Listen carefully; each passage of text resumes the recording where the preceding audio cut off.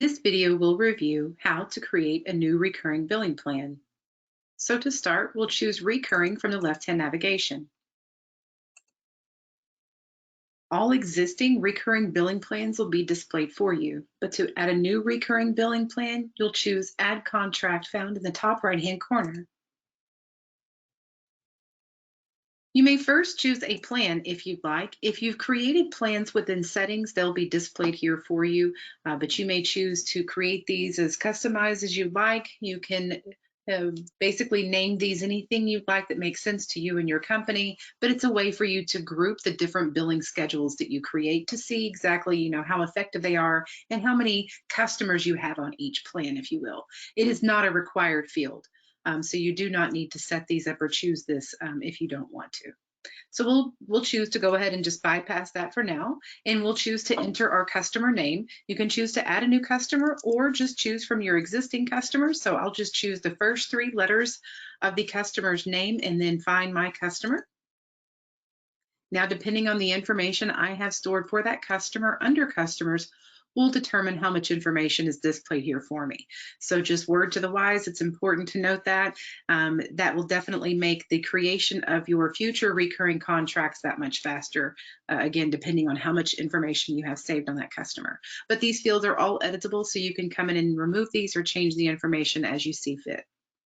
The next item that you'll enter is the product, the service that is being sold here. So let's just say that this is a gym membership and is an annual membership. And we'll say it's $59.99. And notice that we have a discount that is appearing here. Discounts and taxes may be set up within settings and applied here by default, but I'm going to go ahead and choose to remove any taxes and discounts, both at the line item level and the actual total level here. So I'm just going to choose to remove this discount as well. But you could choose to set up discounts for, military, VIP, friends and family, whatever you see fit within our settings tab here in the left-hand navigation. So you can choose to add additional items as you like. As you notice here, you can choose to enter a memo in the memo field if you'd like. But here, notice that we now have the opportunity to set our schedule. So I can choose the start date here. I can choose a customized date just by choosing the date on the calendar. I can choose the frequency if I would like just a one-time recurring billing plan. It's just going to go out once. Not much of a recurring plan there, but we do have that option here for you. And it would give that individual an itemized receipt if you choose to print it. But you can also choose weekly, monthly, or yearly. The occurrences, you can choose a specific number of occurrences or unlimited, as you saw there.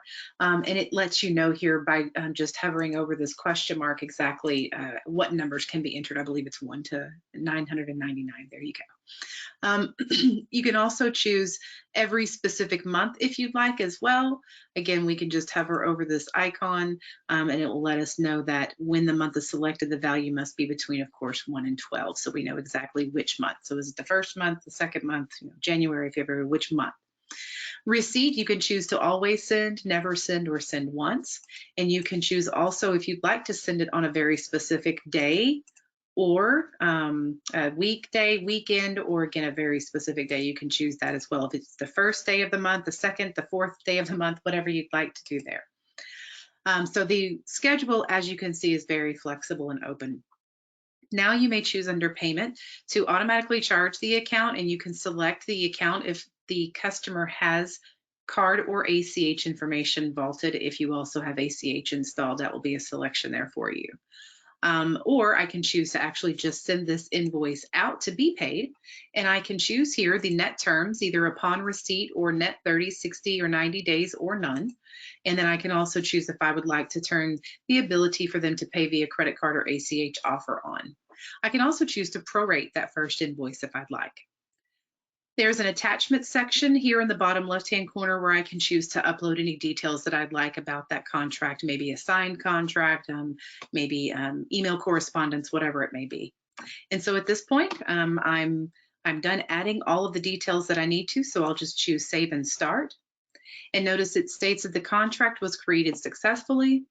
I'll also have a contract number automatically assigned by the system here. Notice that is now showing me the contract is active. So it's ready to go. It's in acceptance at this time.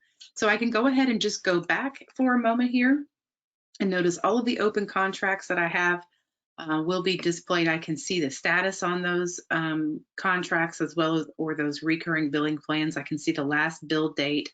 So quite a bit of information here for you to review once you have that recurring billing plan set.